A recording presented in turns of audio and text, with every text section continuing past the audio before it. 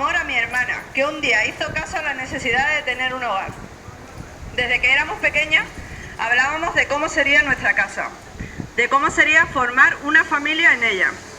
Cuando creces te venden la moto de que por el precio de un alquiler puedes tener tu casa, tuya para siempre, un lugar que pase lo que pase siempre estará ahí.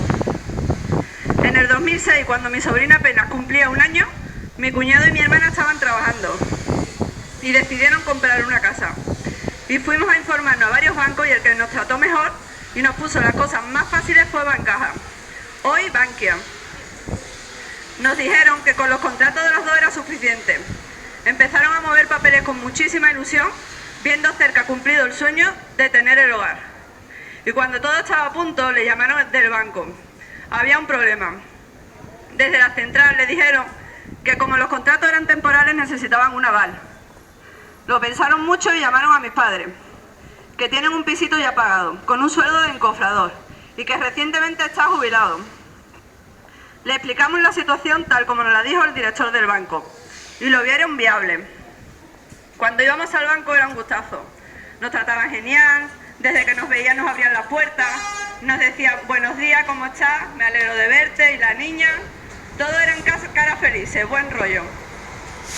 Bueno, acabábamos hablando con ellos y creímos en ese momento que nos cogieron hasta cariño, porque era una pasada como nos hablaba, desde el director a la cajera, nos decía lo que usted quiera, lo que necesite.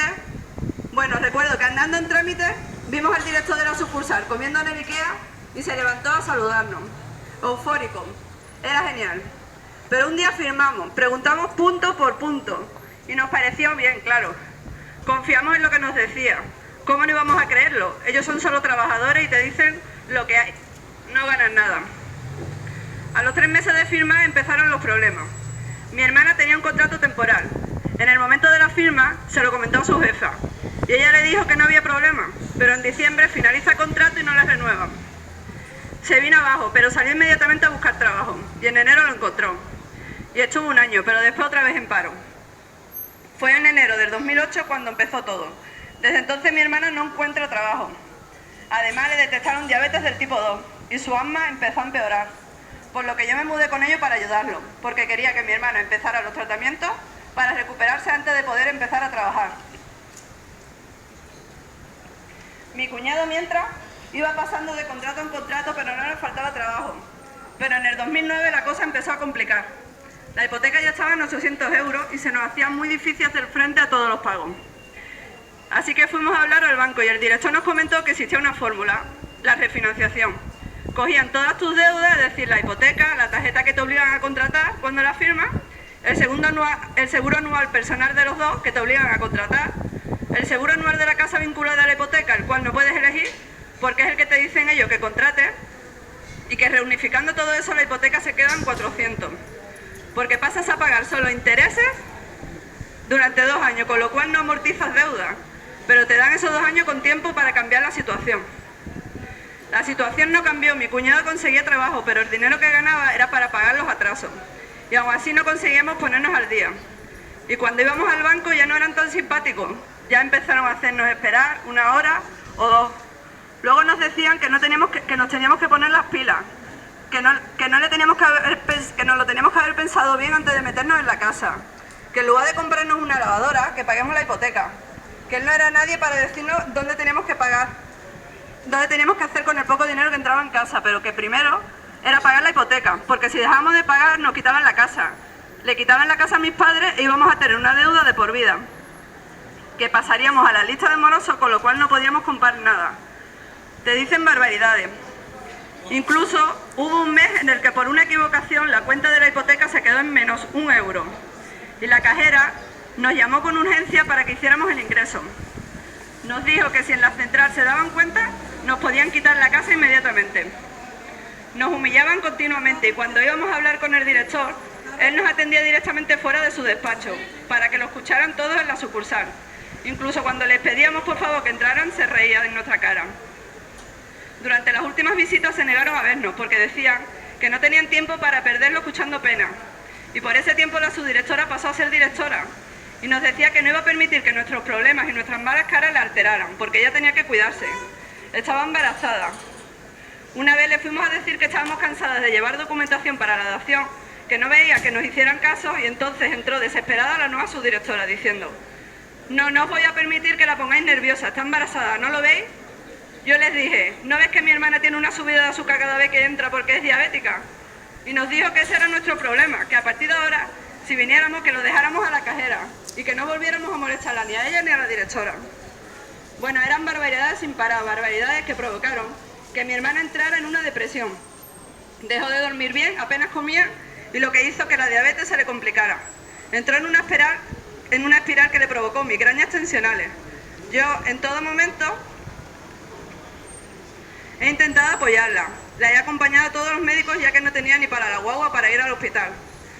A mi hermana la ve mensualmente el neumólogo para su tratamiento de asma, el neurólogo cada 2 meses para las migrañas tensionales, el endocrino cada mes y medio para su control de diabetes. Ahora la tratan la hematóloga y el otorrino, y está viéndolo la unidad de dolor y solo tiene 31 años. Nos conocemos mejor las alas del hospital que las calles de Arrecife. También estuvo yendo al psicólogo y al psiquiatra por su depresión, porque derivó en ganas de suicidarse y acabar con todo. En agorafobia, que es terror a salir de la casa. Poco a poco la vamos ayudando, pero para ella salir de casa es muy difícil. Al no tener dinero, yo iba del trabajo a casa y de casa al trabajo. Mi hermana no salía. Mi cuñado y yo nos turnábamos para llevar a los niños a la calle. Pero no hacíamos gastos superfluos porque no teníamos casi ni para comer. Por lo que su salida a la calle era prácticamente ir al banco. Y allí eran todo malas caras, malos modos. Nos llegaron a decir riéndose en nuestra cara que no teníamos ni idea de lo rápido que iba a ir todo. Que o firmábamos otra refinanciación o nos veían en la calle.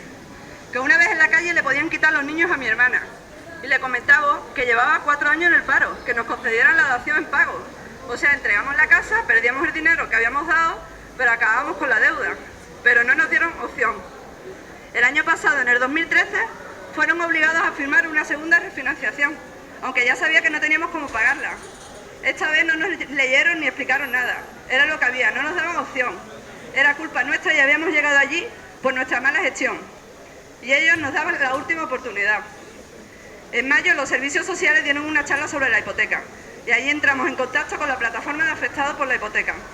Hablando con ellas empezamos a informarnos y descubrimos que no habían parado de engañarnos. Es más, en la última refinanciación hubo fallos en el primer documento y nos llamaron para firmar la rectificación con urgencia. Pero la plataforma nos asesoró y le pedimos el documento para leerlo antes de firmar. Y nos dijeron que no lo firmáramos, que era una estafa. Y aunque no la firmamos, la hicieron efectiva. No queremos que mis padres pierdan su casa. Hablamos todos los días con ellos hasta 3 veces. Y no hay un día en el que el tema de la casa no salga, porque están asustados. Y no paran de llorar. Mi padre también es diabético, es muy duro. Ahora que pertenecemos a la plataforma de afectados por la hipoteca, entendemos que somos las víctimas y que el banco es nuestro verdugo. Que no nos podemos dejar humillar más, que no queremos seguir llorando, que estamos cansados de escondernos y de pasar vergüenza, que las armas de Bankia es usar el miedo y la ignorancia de los usuarios. ¡Basta ya! Es duro que ahora se sepa todo acerca de mi familia, pero espero que sirva para que Bankia ya deje de engañar, estafar y destrozar vidas. Me llamo Rocío, pertenezco a la plataforma de afectados de la hipoteca.